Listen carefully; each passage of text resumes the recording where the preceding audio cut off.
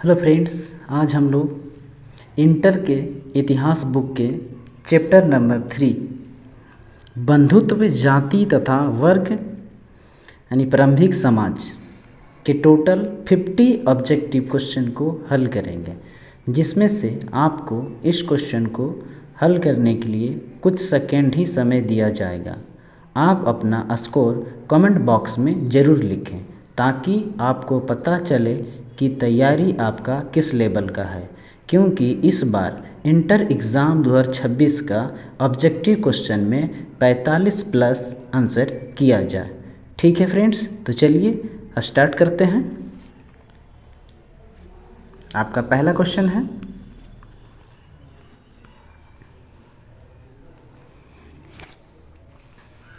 प्रारंभिक समाज के अध्ययन का मुख्य आधार क्या है?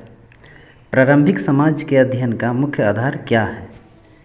आपका ऑप्शन है ए पुराण, बी वेद, सी उपनिषद, डी जैन।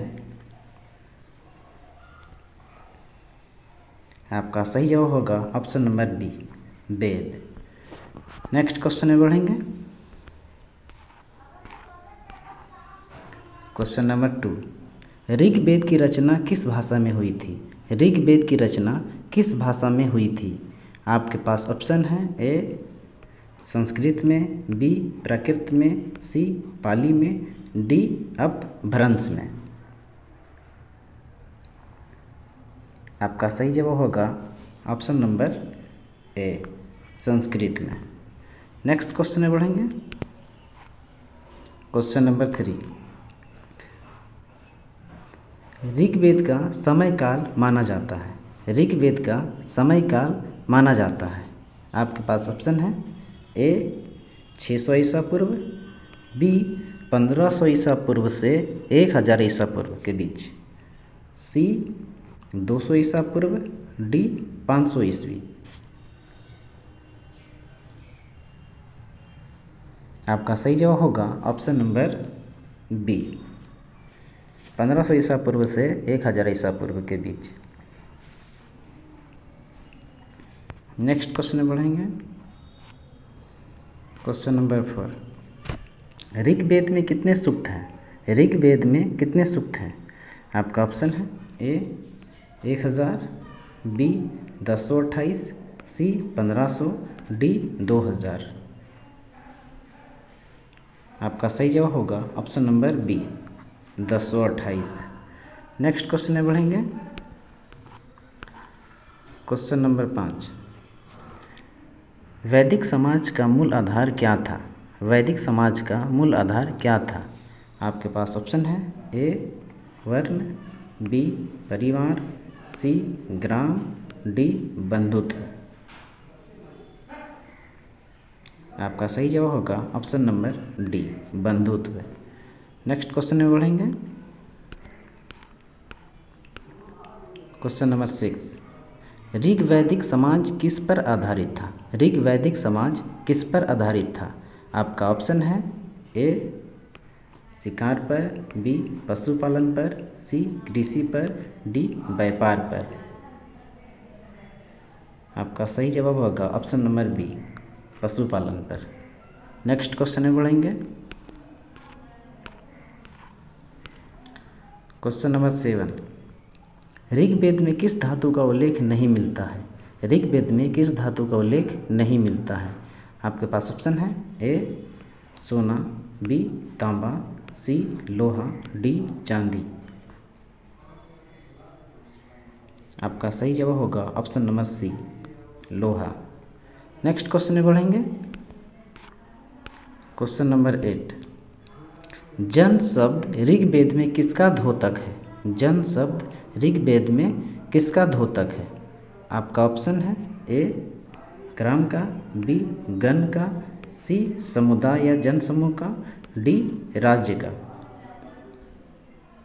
आपका सही जवाब होगा ऑप्शन नंबर सी समुदाय या जनसमूह का। नेक्स्ट क्वेश्चन में बढ़ेंगे।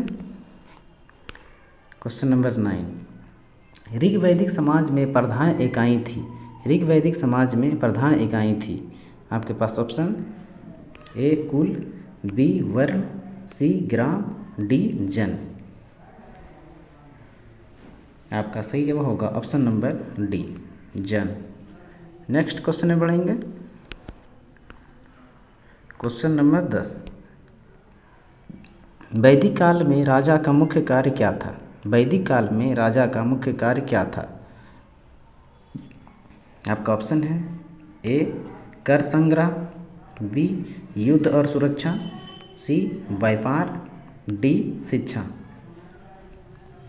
आपका सही जवाब होगा ऑप्शन नंबर बी युद्ध और सुरक्षा। नेक्स्ट क्वेश्चन में बढ़ेंगे।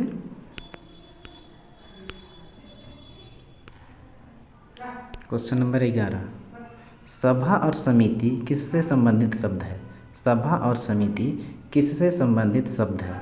आपके पास ऑप्शन है ए प्रशासन से, बी धर्म से, सी समाज से, डी शिक्षा से। आपका सही जवाब होगा ऑप्शन नंबर ए प्रशासन से। नेक्स्ट क्वेश्चन में बढ़ेंगे।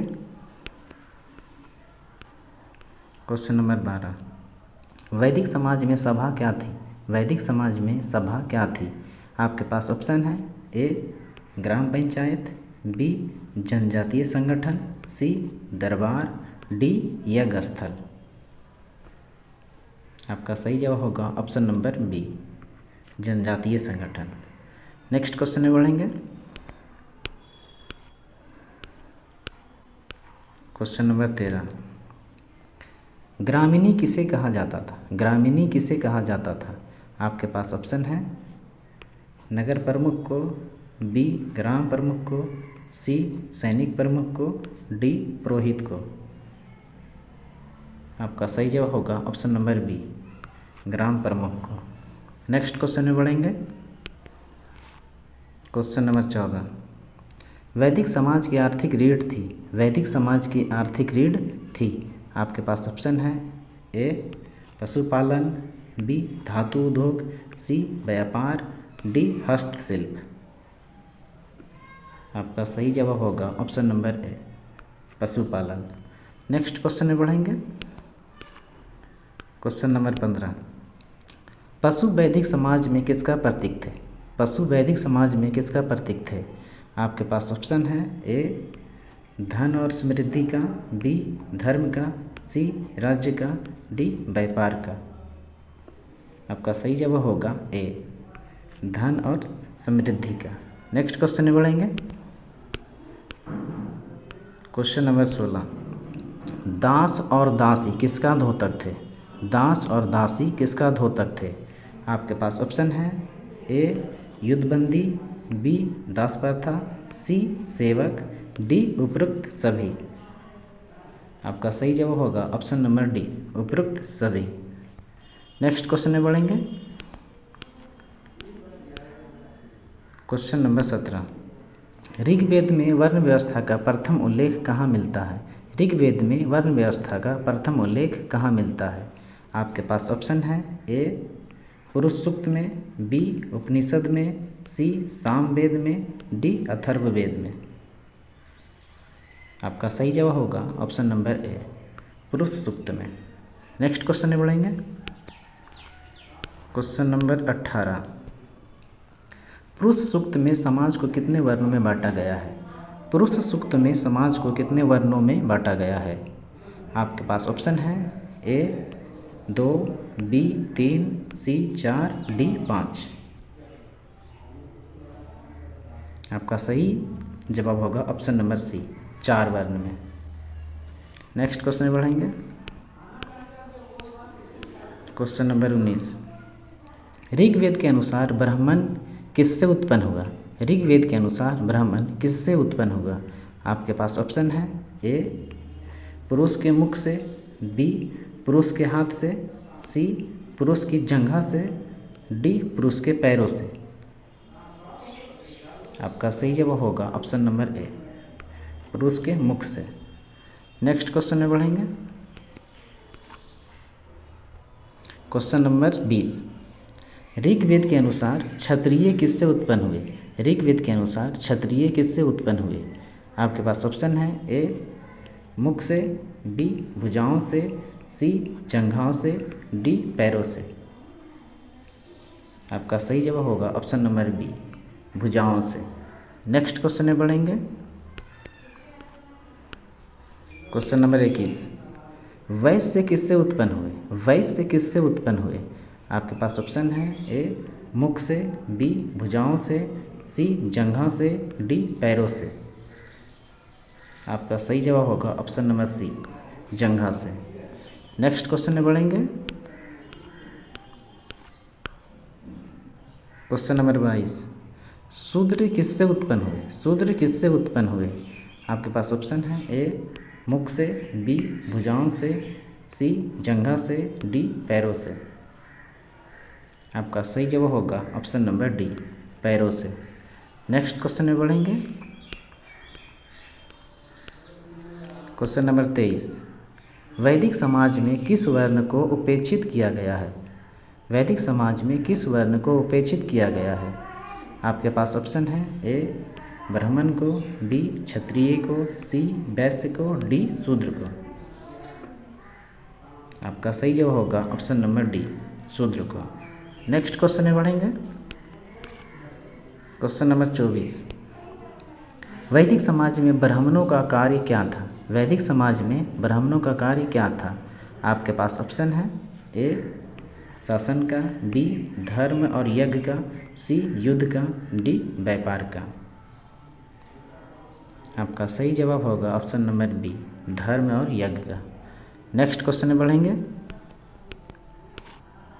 क्वेश्चन नंबर 25, क्षत्रियों का मुख्य कार्य था। क्षत्रियों का मुख्य कार्य था।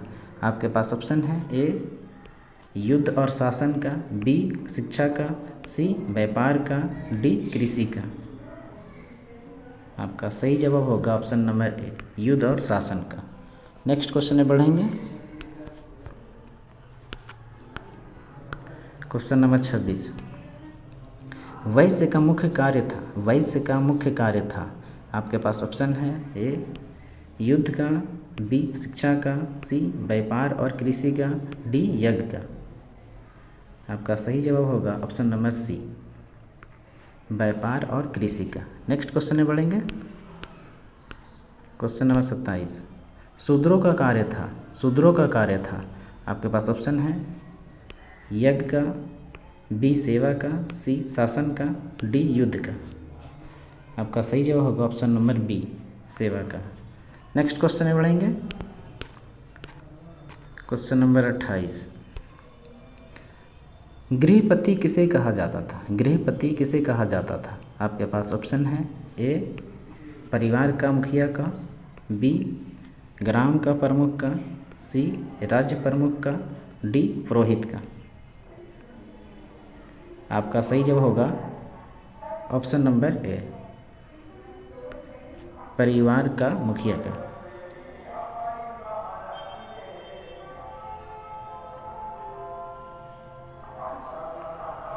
नेक्स्ट क्वेश्चन में बढ़ेंगे।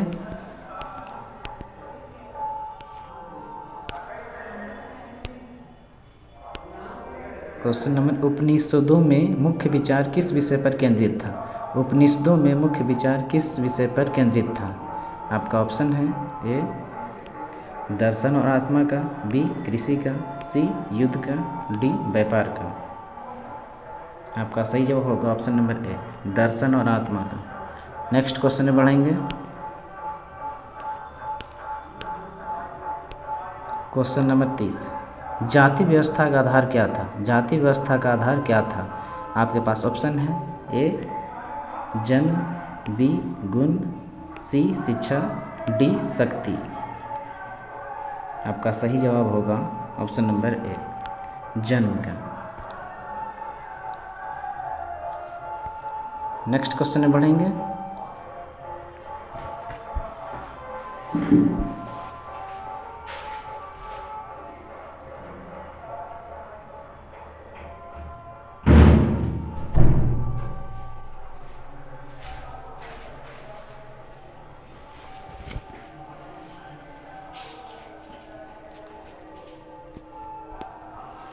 क्वेश्चन नंबर 31, जाति शब्द किससे बना है? जाति शब्द किससे बना है?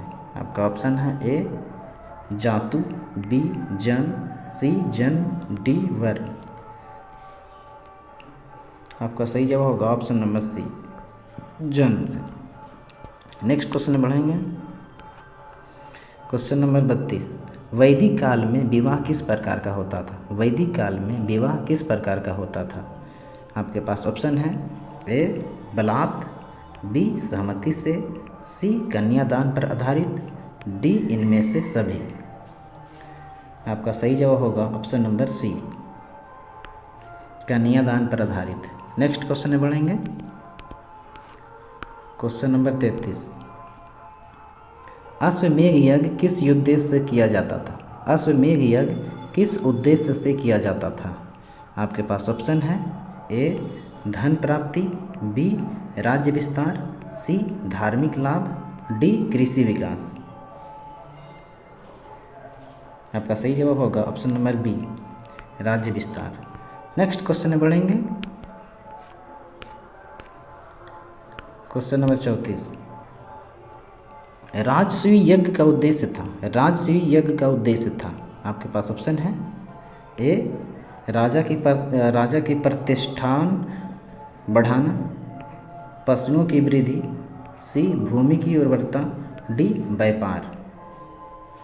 आपका सही जवाब होगा ऑप्शन नंबर ए, राजा की प्रतिष्ठा बढ़ाना।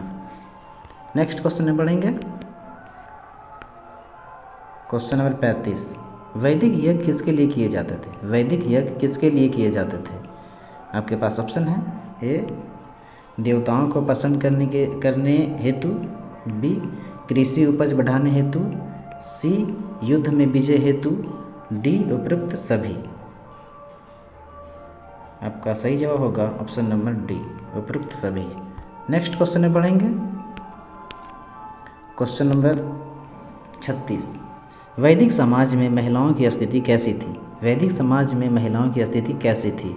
आपके पास ऑप्शन है, ए स्वतंत्र, बी दबी हुई, सी दास्तां में, डी शोषित। आपका सही जवाब होगा ऑप्शन नंबर ए, स्वतंत्र। नेक्स्ट क्वेश्चन में बढ़ेंगे। क्वेश्चन नंबर 37, किस वेद में जादू टोना और औषधि संबंधी मंत्र मिलते हैं? किस वेद में जादू टोना और औषधि संबंधी मंत्र मिलते हैं? आपके पास ऑप्शन है, ए ऋग्वेद में, बी यजुर्वेद में, सी सामवेद में, डी अथर्ववेद में। आपका सही जवाब होगा ऑप्शन नंबर डी, अथर्ववेद में। नेक्स्ट क्वेश्चन में बढ़ेंगे। क्वेश्चन नंबर 38, शिक्षा देने का कार्य किसके हाथों में था? शिक्षा देने का कार्य किसके हाथों में था? आपके पास ऑप्शन है, ए ब्राह्मण के पास, बी क्षत्रिय के पास, सी वैश्य के पास, डी शूद्र के पास।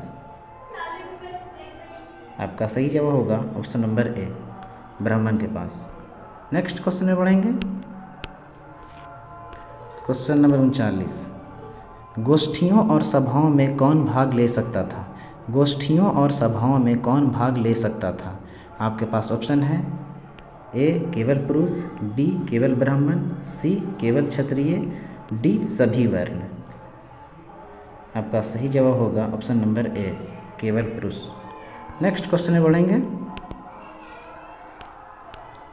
क्वेश्चन नंबर 40, वैदिक समाज में ग्रामों के समूह को क्या कहा जाता था?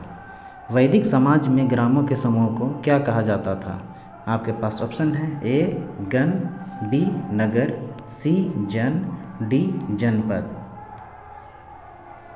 आपका सही जवाब होगा ऑप्शन नंबर सी, जन। नेक्स्ट क्वेश्चन में बढ़ेंगे।